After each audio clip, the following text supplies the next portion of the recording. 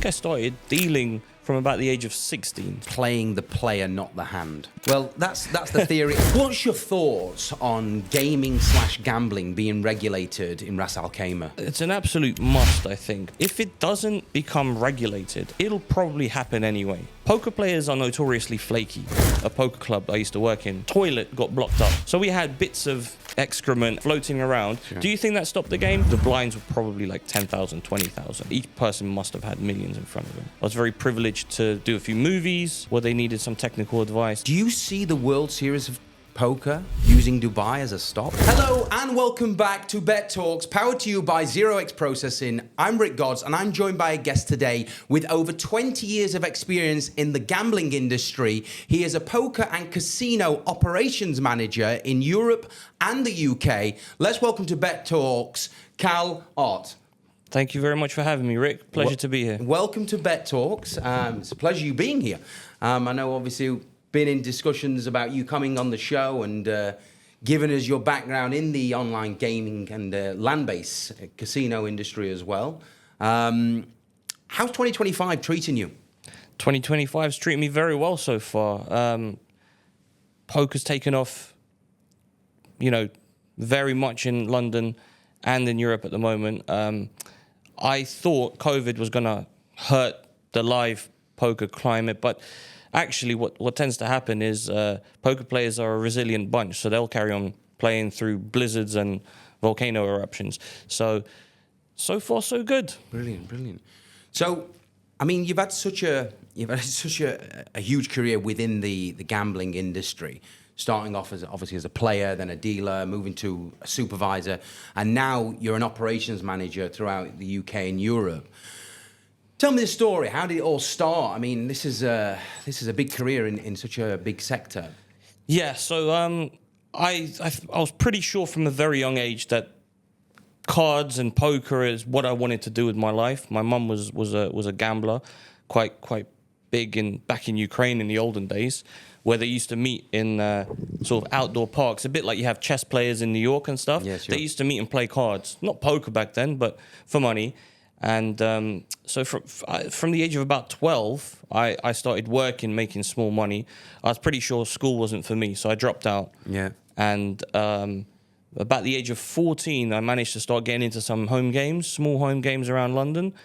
And I think I started dealing from about the age of 16. So a little, young, but this is over 20 years ago. It was very different back then than it is now. It was a lot easier to get into these things. From a very young age, I got very lucky having worked with, the likes of Matt Savage and Jack Effel, who are top dogs in tournament directing in Vegas and the World Series. So I managed to pick up and learn a lot very quickly. And I think I first got promoted to supervisor at the age of maybe 19 in the casinos. Wow. Because I'd already had 4 or 5 years experience at 19. Yeah. So it gave me a head start. And through that, through private clubs and stuff, I worked at the Gut Shop before that, which was, anyone from London that knows poker knows the Gut Shop. There was a big court case involving them in terms of establishing whether or not poker is a sport or whether it's hard gaming. So that was, people can Google the stories now. Managed to do some big consulting gigs, and luckily I was very privileged to, I do a few movies where they needed some technical advice and things like that. But I still bounced around casinos and card rooms for about 10 years before entering the private sector. And obviously in the last 15 years, the private sector has exploded. Yeah. Partially because it's become difficult to play high-stakes poker in casinos because of what we call KYC, Know Your Customer regulations in the UK. A lot of our high-end customers are legitimate businessmen, but they don't necessarily want to reveal what they do and things like that. And in fact, I had a friend who has a multi-millionaire legitimate business. They asked him to prove his income, and they say he did that. The only thing he said, I don't want to reveal some of my clients' names and things like that. So, but he provided all that information, and they still barred him from the casino. even after that. So what that does is that generally creates a private home game sector. So that's the first reason. But more importantly than that, the real reason why people play privately rather than in casinos is because you can control the table. You can decide who comes to your game. Sure. In the casinos, you don't want to be getting a bunch of professionals taking your money. You can't control who you play with, who you sit with, whereas you can completely do that in private games. And so most of the private games in London don't have professional players. Sure. Purely recreational, mostly high-end. Okay. But even on the low end, no pros. So one question I want to ask you on a personal note is that obviously we both know that there is serious wealth that's been made from poker. Yep. What's the difference of when poker becomes a skill to a gamble? So I have these conversations with loads of people, and the truth is it doesn't take a lot to be a professional poker player. Anyone can do it. But there are two key factors that you need to consider if you ever want to be a poker player. Number one is game selection, right? So you don't need to be the best player in the world. You just need to be the best player at the table. Sure. And the other is bankroll management. So you need to play within your means and you need to sustain the variance because, I believe it was Phil Hellmuth. I apologize if I'm misquoting him, that said, poker's 80% luck, but 100% skill. Yes. So, you're still going to get unlucky from time to time. You need to be able to sustain those losses. And despite the fact that private games or any games might not have professionals per se, there's always going to be someone better than the rest, and that person's generally going to win. So, but the one thing that unifies recreational players is they play for the fun of it. Yeah. Meaning they're not really looking, they want to outplay each other and they want to win, sure. But it's more about bragging rights than it is about the money. Yeah. So in those games, they tend to gamble a bit more. So give me your theory on playing the player, not the hand. A theory? Well, that's the theory in poker, yeah? Play the player, not the hand. Yeah, so this is kind of like movie talk more than real talk.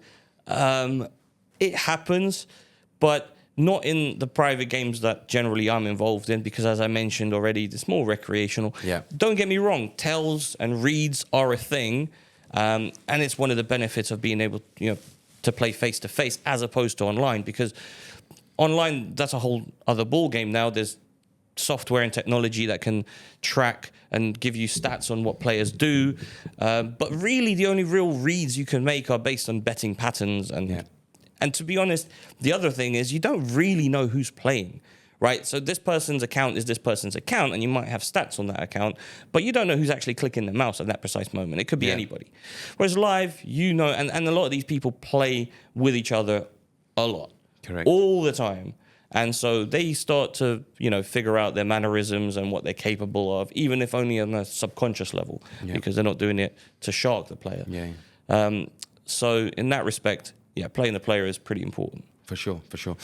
Well, here at Bet Talks, we discuss everything from gaming/gambling, crypto, blockchain, AI, everything emerging tech within the UAE. Now, I know it's your first time here in Dubai, so welcome to Dubai. Thank you very much. Still no gambling regulations here as of yet. Now, obviously, you've been in the gambling industry for 2 decades. I've been in it for nearly 10 years myself. So what's your thoughts on gaming/gambling being regulated in Ras Al Khaimah? It's an absolute must, I think, because people want to gamble. People are going to want to play poker. And even without any poker here, a lot of my clients and people I work with in London regularly come to Dubai as a holiday destination because of the safety of it. And also, obviously, you've got everything here, apart from gambling at this stage. So as long as that keeps happening, if it doesn't become regulated or legalized, it'll probably happen anyway.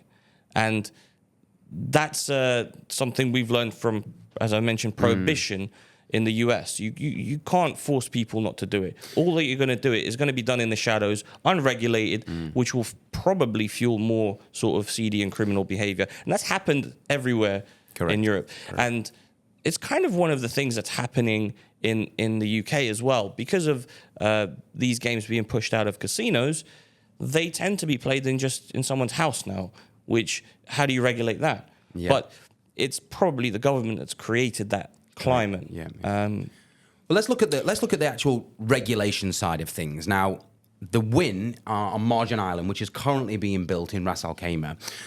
You've obviously been to Vegas. You've gambled in Vegas yourself. Been a part of poker tournaments in Vegas as well. Now, the Win, obviously a very well-known land-based casino, will be developed by 2027. What's your thoughts on locals, Emiratis, accepting gambling in the UAE? Well, I'm not really sure how they're going to run that. So my guess is probably, from the regulation side, is gambling will be accessible to tourists and foreigners, not to Emiratis. I think they have something similar in Vietnam, where there are casinos, but only foreigners can go in casinos, not Vietnamese. And the same with China as well. They have Macau. They have these sort of safe havens for gambling. So it might be something like that. I'm sure a lot of Emiratis travel abroad and gamble. Sure. Right? Yeah, sure. So I think it'll be silly to make it so that they can't do so back on, at home. But who knows? It's not, gambling's frowned on in their culture and in Islam. So probably that's my guess. My guess is it'll be tourists and foreigners only. Sure. Yeah, good answer. So, obviously, operations manager, you're running poker tournaments throughout the UK and Europe. What challenges do you face when you're organising your poker tournaments as an operations manager? What would be a day-to-day challenge for you? I mean, I've done it all, so now I crave for the challenge more. But in the beginning, in casinos, certainly, being middle management is the worst position in any company, I think. You're getting grief from below, you're getting grief from above, and you're sort of the cog in the middle that has to deal with everything. And but in the private sector, I've got a good reputation and a good rapport with a lot of the people in London and Europe. So I manage them pretty well. The biggest challenge is poker players are notoriously flaky. They sporadically decide to have a game or not have a game or move it, and you just have to be ready to sort of move at a moment's notice and make everything work for them. So and I've had a client a year ago, and I was managing another game which went on longer than they had planned. That's another thing that always happens, by the way. They say, we're going to play for 12 hours. It could be 3 days, the game, which happens on a regular basis. So I was busy with that one. And I promised this person I'd help them set up theirs.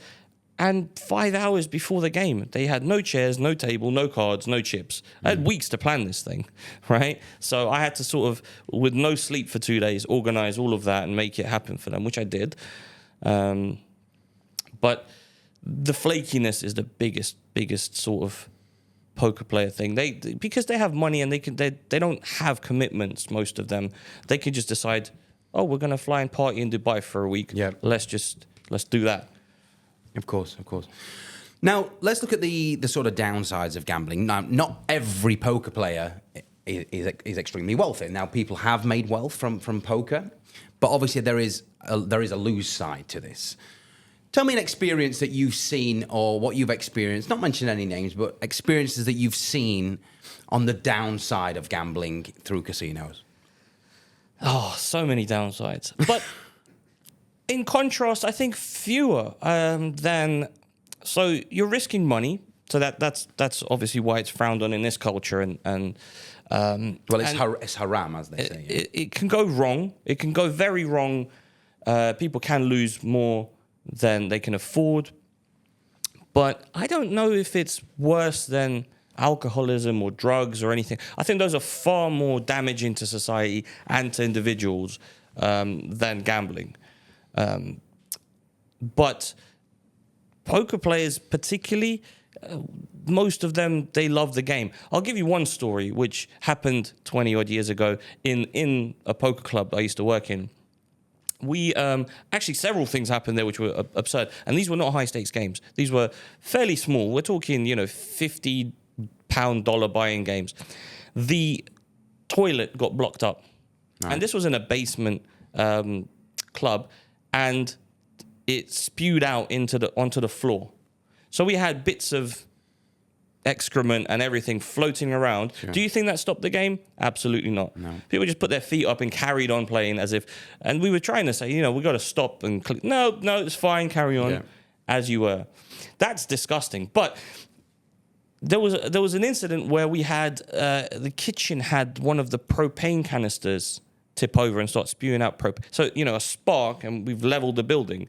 That didn't get them to move. Yeah. We had to evacuate the building, call the fire department, and they were just saying, that's fine, just wait till the fire, we'll just play the hand, it's fine. They're on another level, they're in their own world, their own bubble, and I think it's beautiful, to be honest. Where else can you get, politics, there's poker politics at play. World politics do not apply, and world logic does not apply at the poker table. So you can have an Israeli with a Palestinian with a Lebanese playing side by side, and that's perfectly fine. Whereas in the real world, they would never be going to dinner with each other. Sure, no, absolutely. So it does bring people together as well. It brings, obviously, gamblers together. So tell me the difference. Now, you are mainly involved in land-based casinos, okay? Live games. Okay. Poker. Now, obviously, there is another sector, which is obviously the online industry. Tell me the difference where you believe that people fail in gambling more in live or more online? Well, fail's a strong word, but I have had dealings with some online poker particularly during COVID. Some of my clients had some private games online, and most of what I do now is sort of data management for people. I help build the infrastructure for them to manage their games, or I just help them with numbers. I don't involve myself with the back end and the player side, the hosting side. They deal with their own guests and settlements and all that sort of stuff. That's not my forte. But online, I think if you wanted to play regularly to win, it's difficult to beat now. Yeah. Because of the reasons I mentioned earlier, you have tracking software and all of analytics and things like that. It's difficult to beat the software. And because you don't know who you're playing against. You're playing blind. You're playing blind. It might be a team of people. Correct. Tagging in and tagging out. So it's just difficult. Live, but it's better to learn online. If you're a new player, you can play very small stakes. You see more hands. So it's easier to learn the structure of the games. No mistakes are going to happen. In live, you can have errors such as technicalities such as string bets and people passing out of turn, accidentally flipping cards, misspeaking. You have access to all of that information as well as the pros and cons of it, which you don't get online. The most you can get is a little chat box in the side of the thing, and that's the extent of your interaction. And nowadays, I think you can throw emojis or something. Sure, yeah. But that's it. Live, you have full interaction with the table. The downside, fewer hands. Obviously, it's much slower. More can go wrong. But it's more fun. I don't think it's going anywhere anytime soon. I agree. And definitely not going anywhere anytime soon, only just beginning as we go back to sort of the Dubai sort of industry. Now, gambling, let's look back at Dubai. Now, do you see the World Series of Poker using Dubai as a stop? 100%. If they do it right, they build this casino, they make it accessible and legal, absolutely. It's a primo destination, and it's extremely safe. The weather's fantastic. The only thing they're going to have to sort out here are the roads. The traffic is horrendous. But the traffic's horrendous. But absolutely, I see it happening. Yeah, the traffic. And I actually see the Emiratis probably wanting to bring that over. Yeah. Seeing what they've done with other sports, right? The snooker and golf and what. They're going to want them over, for sure. Well, that's more of the Saudi where they're sort of buying up the sports rights, golf, obviously the snooker as well, and obviously a lot of the boxing. So, I mean, let's look at Saudi Arabia. 0x processing are focused mainly on two things: acceptance rate and security, achieving an unprecedented level by combining blockchain infrastructure with broad account security measures. 0x processing, a crypto payment gateway for your business. For instance, all right, now that's up and coming market. It's an emerging market. Do you see gambling being regulated in Saudi anytime soon? Soon, not sure, but I think it's inevitable. Funnily enough, I mentioned I started working when I was about 12 years old. One of my earliest jobs before poker was in a passport and visa company in London. So we did applications for business people, getting them visas for business trips, short notice, things like that. And one of the hardest places to deal with was a Saudi embassy. So back then, it was almost impossible for anybody to get a visa unless you were, a Muslim doing the pilgrimage, doing Hajj or whatever. But that's changed so much in 20 years. Now they want all the sports, they want all the footballers, they want to clearly be more westernized in that respect, in the media and everything. So I think it's inevitable, but Saudi more than the Emirates, I think it'll almost certainly be foreigners only. I don't see the Saudis ever allowing their people to play or gamble. They've just released World Cup in Riyadh, right? In Saudi in 2035, is it? 2035? You know better than I do. I know almost everything there is to know about poker. I know nearly nothing about sports. Yeah.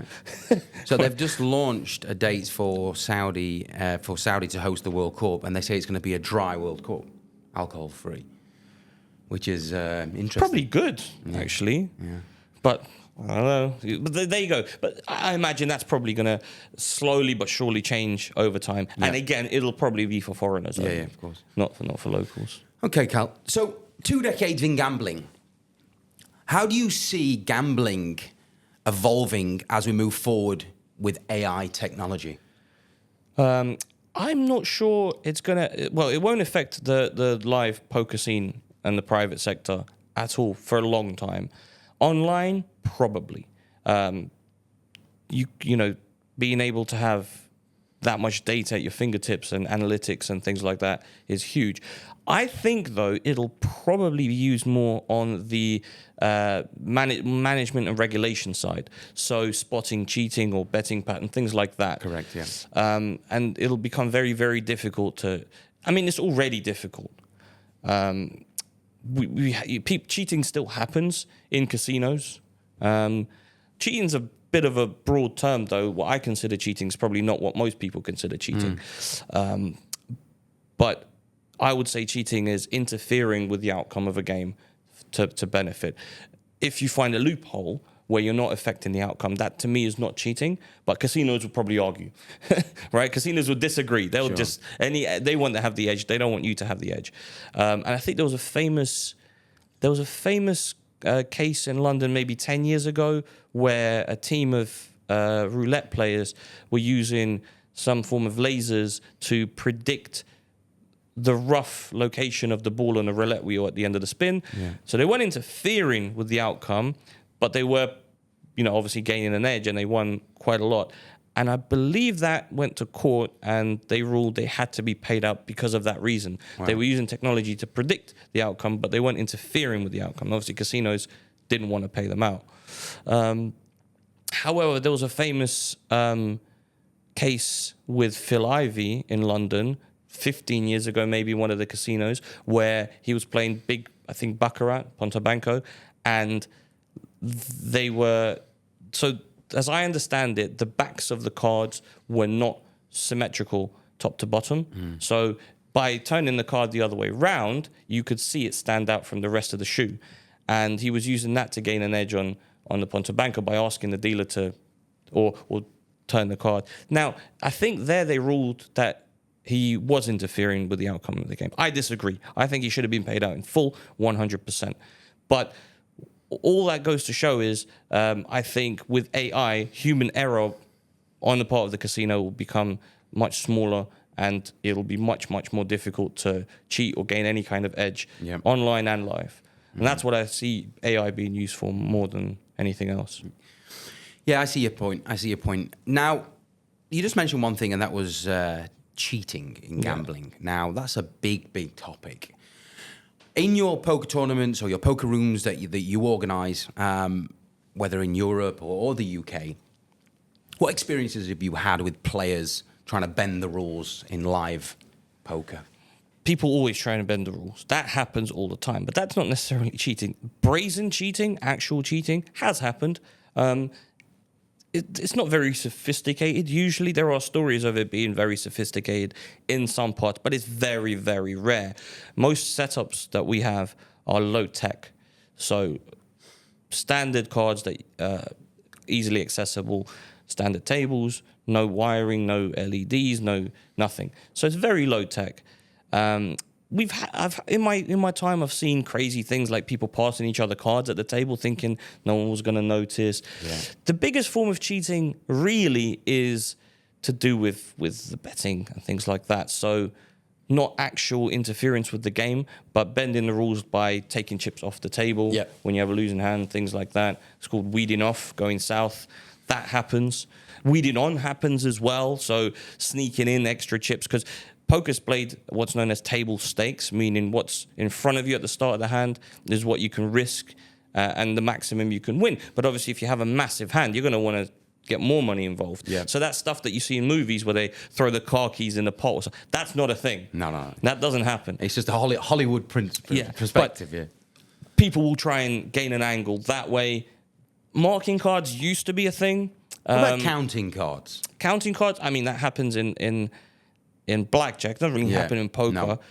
But even the casinos have stopped that now by having perpetual shuffling machines. So you don't have a shuffled shoe that you can count. You have an automatic shuffle, and the cards are constantly circulating. So you can't count that anymore. No.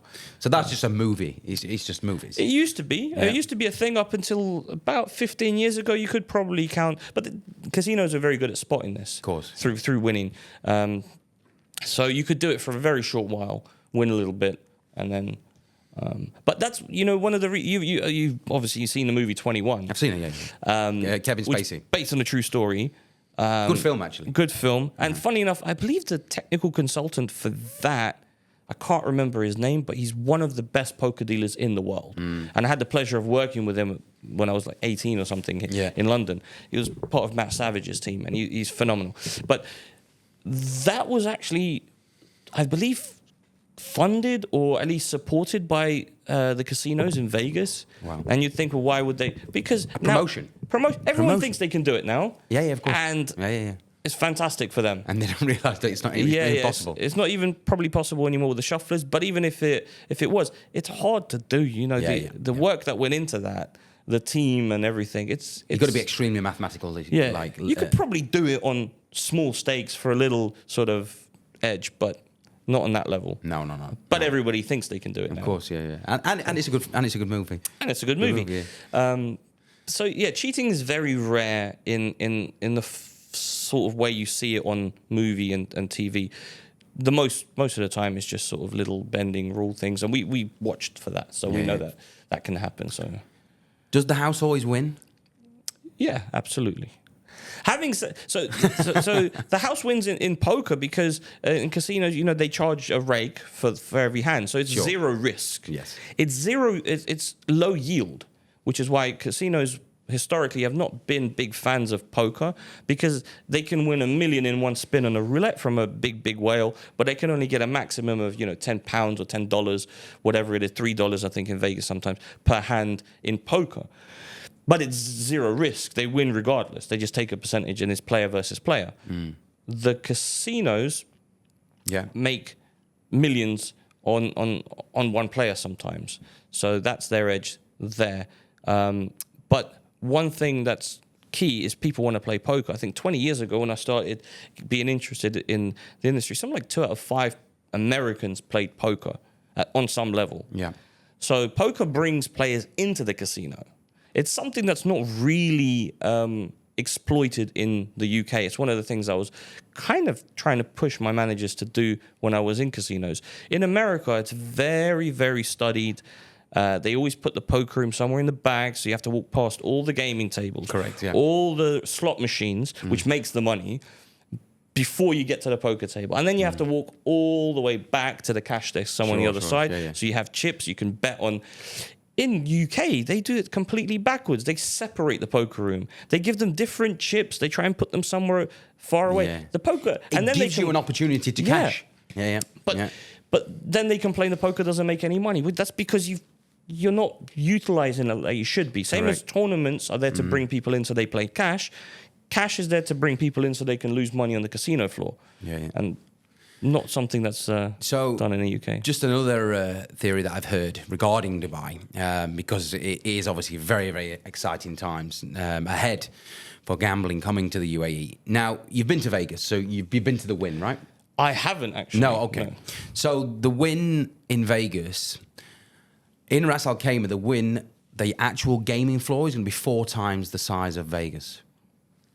Yeah, why not? Which is quite impressive. Usually, right, they will make the floor as big as they can. Yeah. What restricts it usually is the regulations, the laws.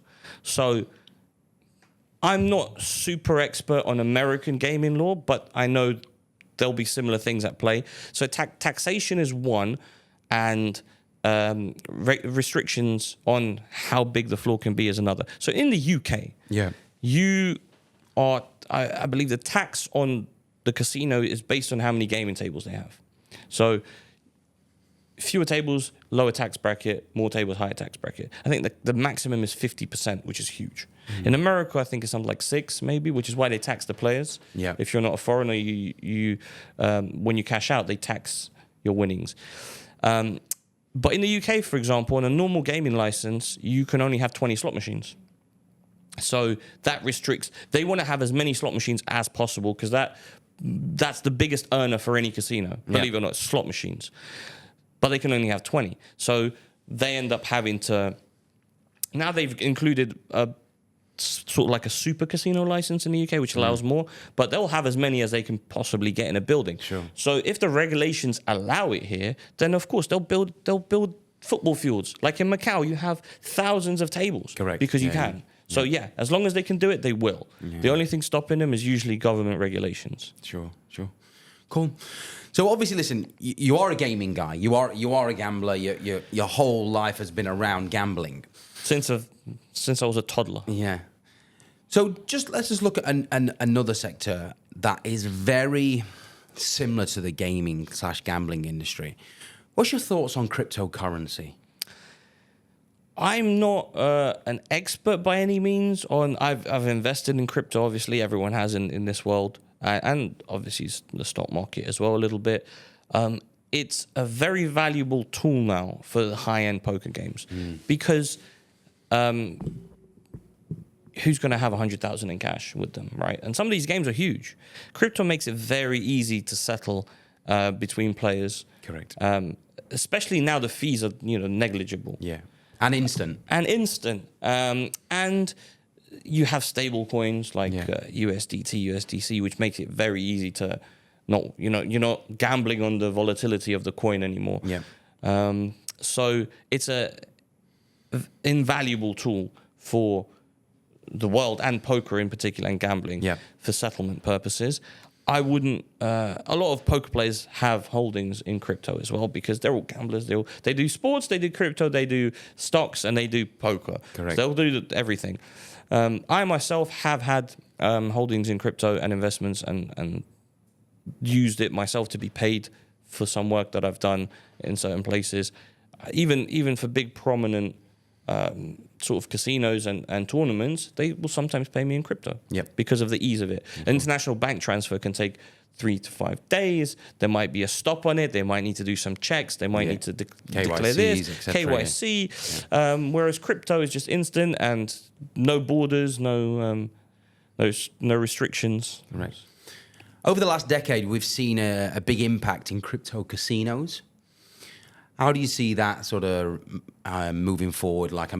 Stake obviously is dominating the market. Inevitable. It's gonna, because of the easy. Banks are notoriously difficult to deal with. Correct. even before, we did the World Series. We had all the pros come over from Vegas. They pre-transferred funds to the casino bank, and sometimes they would arrive and it hasn't cleared yet. So crypto makes everything easier. It's safer than walking around with cash. It's faster and secure and easier than banks. So it's the natural direction that things are heading in. Yeah. So I think that's just going to become more and more popular. Agreed. Is crypto gambling? I've seen this question being asked on your podcast, and I've seen a variety of answers. Is having your money in a savings account gambling? Let me ask you that. It's pretty safe. It's pretty safe, but with zero gains, pretty much. So most people would say no. And I've had this conversation with my wife, by the way, who thinks having your money in cash is safe and crypto is gambling. But here's the other side of it. So inflation. Now, if you have a savings account that gives you 5%, yields 5% or whatever, but inflation's at 10%, you're just losing money, right? Correct. So in a way, you're gambling. Also, banks can bust, right? It's rare, sure. Rare. And there'll probably be, there's securities against it, but it can happen, and it has happened in history. Yep. Hyperinflation has happened in history. So to some degree, you're always gambling. Whatever you're doing, whichever way you're doing it, it's always a pun. So the question becomes not whether or not crypto is gambling, because everything's gambling. It's, is it more or less risky or volatile than cash or bank? And I think we're reaching a stage now where certainly with stable coins, it's almost safer than having cash for sure. And with coins maybe that are like Bitcoin, which are clearly going to be going up forever, it's probably you're yielding better than having it in a savings account. So yes, because everything's gambling, but probably a safer bet than other options. Mm. Good answer. Have you invested in Bitcoin? I have in the past, yeah. I haven't got anything now. Okay. I had to liquidize, but I have done, yeah. You have done in the past. Where do you see Bitcoin in the next 10 years? Not an expert at crypto, but it's going one way. It's going one way. I don't know what targets it'll hit, but it's clearly going one way. Good answer. Good answer. Kal, it's been a pleasure having you on the show. It's good to have an actual gambling conversation from an experienced gambler, dealer, now running your own operations in Europe and the UK. Congratulations with that, and I wish you all the best moving forward. So enjoy the rest of your time in Dubai, and thanks for coming on the show. Pleasure. Thank you very much. Having me. Cheers. Thank you. Woo! I didn't see any of that, what you sent me. The light straight in my face. It was on the set for Casino Royale. Okay, we can add that in. Yeah, let's add this. Yeah. So you was with Daniel Craig, yeah? I didn't meet Daniel Craig. I met Michael Madsen. I can't pronounce his name properly. Which scene was you in? Because I know it quite well. I wasn't in the scene. Oh, okay. I was just on the back technical consultant for it. Okay. Through the gut shot. I was actually, I think I was 16 or 17 when I was doing that. All right, let's put it in. It's good. Yeah. He was. I mean, it's probably one of my favourite Bond films, to be honest. Bond movies, Casino Royale. It's good rebranding of the movie. Daniel Craig was phenomenal. Daniel Craig was phenomenal in Casino Royale. It was a good experience, especially at my age. It's probably... you didn't get to see Daniel Craig, no? I saw Brad Pitt. I've seen Brad Pitt. I saw him in Malta. Okay, let's put that in then. So you was an extra, or you was around the poker scene? What was the actual theory behind it? So I was working for the Gut Shot at the time, which the poker club I mentioned in London, and they were looking. So they had an actor, a very, very lovely French actor. I think he's a rapper. He gave me one of his CDs, Carlos Lille. Sorry, let's just stop you. Let me bring it in. So you was basically on the set of Casino Royale, James Bond, yeah? Okay, all right. So also, I believe that you was on the set of Casino Royale, Daniel Craig, James Bond. Yeah, I was, yeah. That's quite an inspiring moment. That was at the beginning of my career as well, actually. This was nearly 20 years ago now. What I don't remember, 2007 or something? The movie 2005, I think. 2005, yeah. Something like that. So the way that happened, pure luck. I was already very dexterous and technically able by the time I'd started working in poker. I'd always played with cards, and pretty good at that. So the production were using an actor called Carlos Lille, who's a French actor, phenomenal guy, really lovely guy, and a rapper as well. He did music, and they sent him to the gut shot to be trained for the poker scene because he was going to be the dealer for that whole scene. And so I was given the responsibility of training him. And I think he had no experience with cards at the time.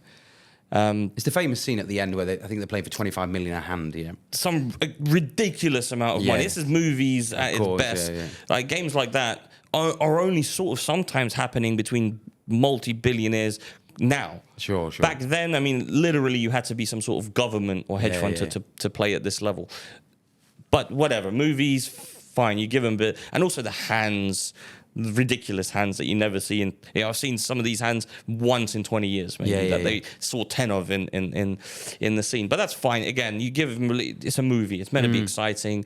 The technical side of it, the dealer, we know that's visual for the people that don't know how to play. So you have to give them a lot of sort of breadth with that. But my role was to train the actor, and then they flew me out to Prague, where it was filmed, to just assist with guiding them with the scene and how things should be.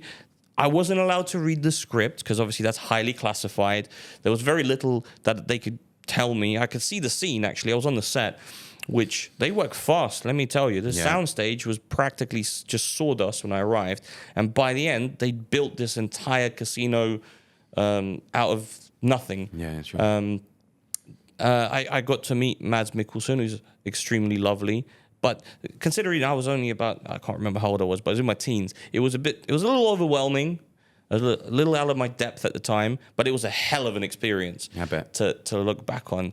And you give you some spending money and whatever, and you're enjoying Prague nightlife as a teenager or whatever. It was amazing. Probably one of my best Bond movies, to be honest, Casino Royale. It's Daniel Craig's first, so it was good. I think he did a great job. I think overall,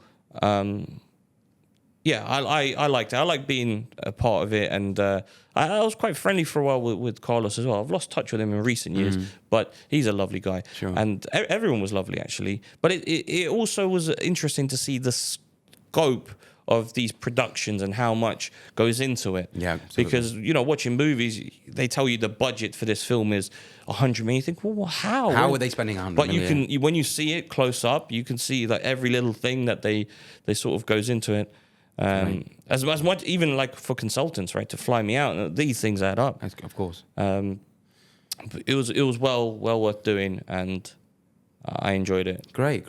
Talking of high stakes poker, I actually met Molly Bloom in Barcelona. Really? Yeah, she from the Netflix series. Molly I haven't Bloom. seen that movie yet. You've not watched it? I've not watched it. You're a poker guy and you haven't seen that? Yeah. Watch that because documentary. So first of all, I'm a huge fan of Aaron Sorkin's, right?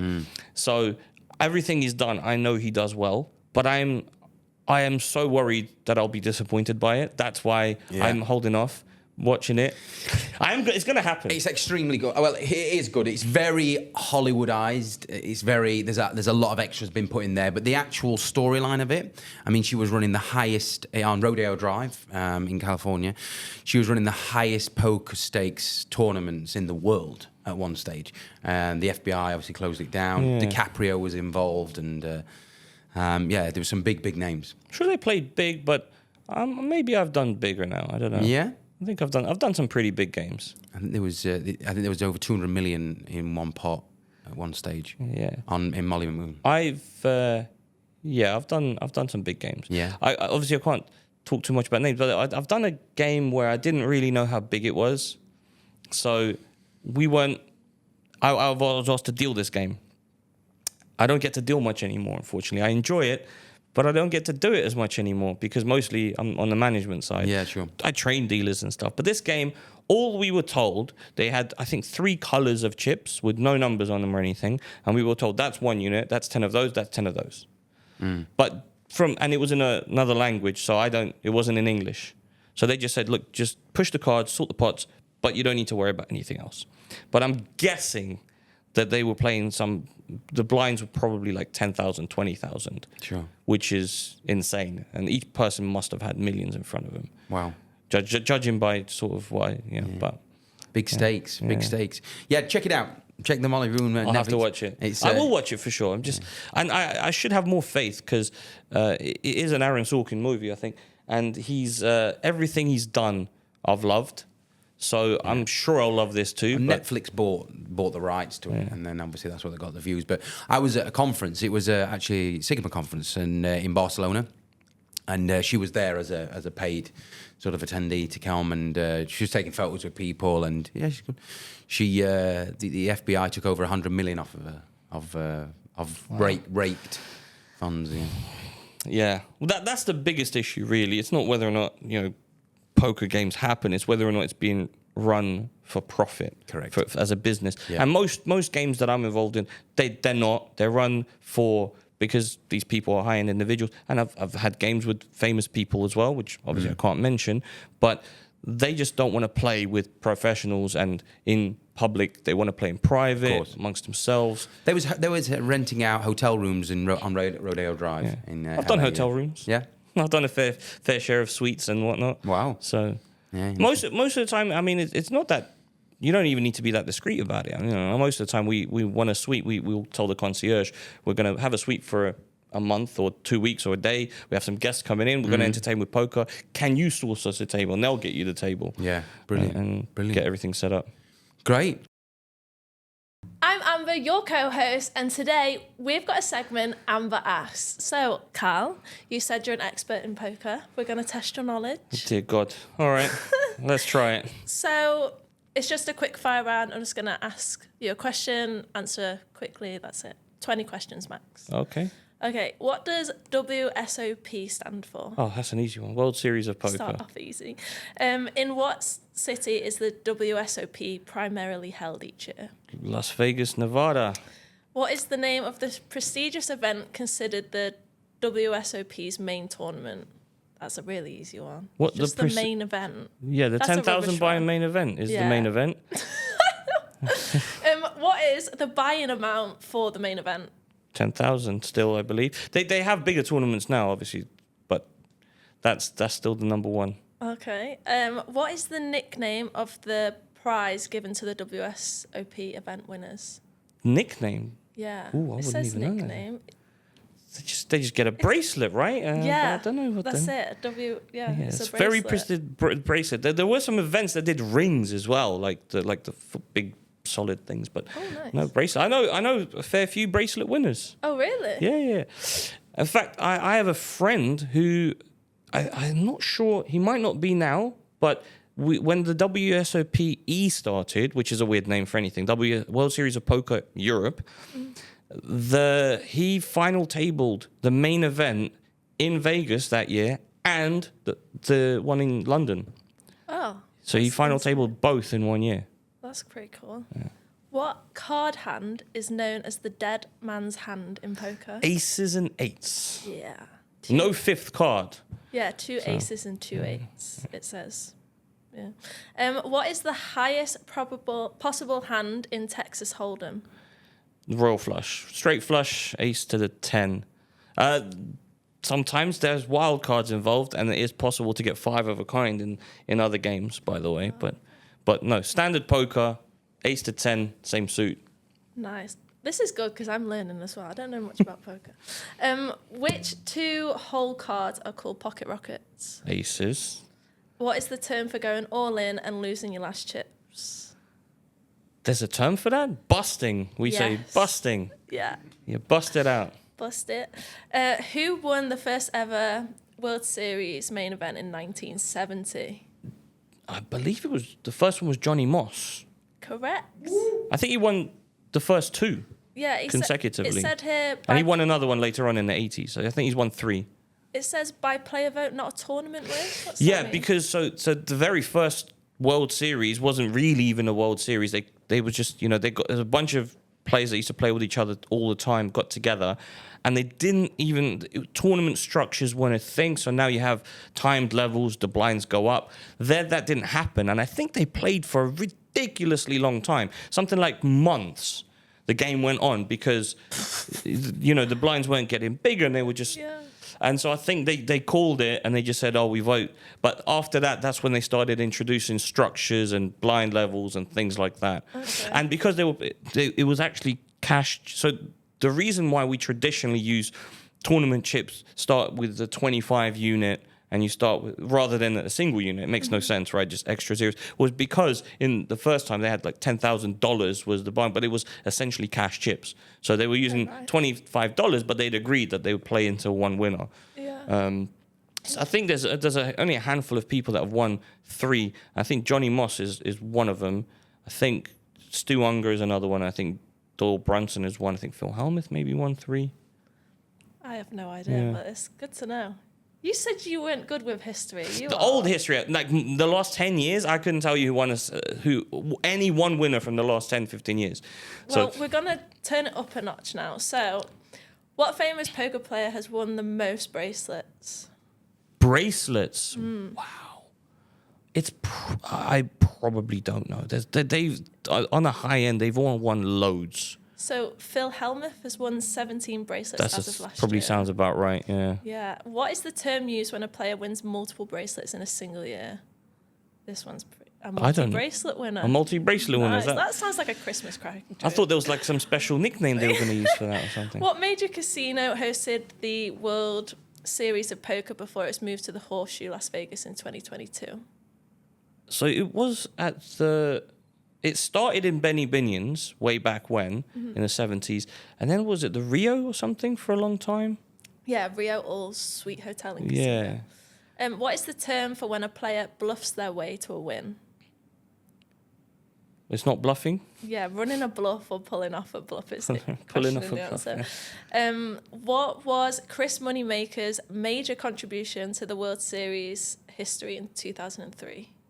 I think he won the biggest ever first prize, if I'm not mistaken. Yeah, he won... 12 million or something was his... It says he won the main event after qualifying for an online $86 satellite, sparking the poker boom. Yeah. So satellites are when you have a tournament where the prize isn't money, it's a ticket to a bigger tournament or another tournament. Oh. So it allows players to get into really high-end tournaments for small money.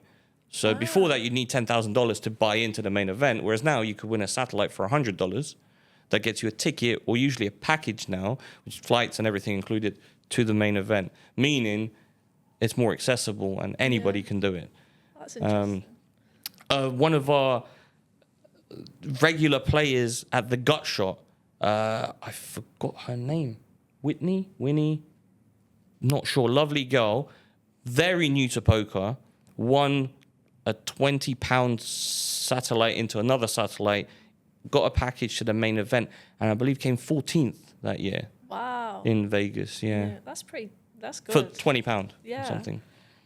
How many players typically start at a full ring table in the World Series event? So in the World Series, they go for 10, but it's busy, right? Okay. So most games now play 8-ish, 9-ish handed, but Hold'em, you can play as many as you can fit around because you're only getting 2 cards. So they start 10 and eventually go down to 9. I think the final table's 9.